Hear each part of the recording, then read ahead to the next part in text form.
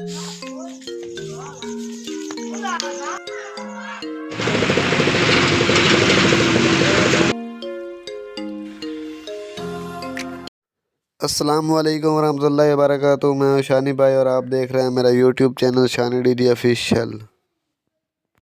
अज जाते पे जी एक कोड़े वाले तो लाइटिंग है जी मल्लू मोड़ दे नाल ते उत्थे जाके लाइटिंग करनी है ते हुण इत्थे पेट्रोल पवाया, पेट्रोल पवा के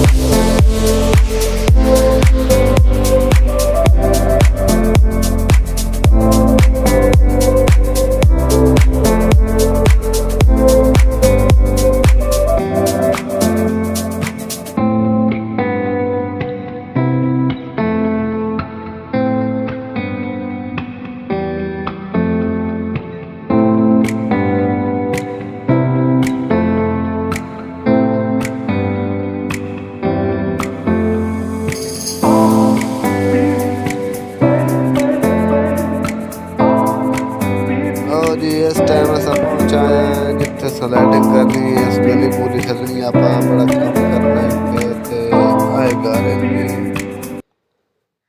देख लो साढ़ा पराडो खलोता ही है तो सामान लड़ के लो जी। हुण अस छतरी ला ली है, घर का होंदा पिंडा दवा कमरे क्लीयर हो गए ते बाकी हुण अगे स्टार्ट शुरू करने अगले पिंडों का खिलार बन रहा है। खिलार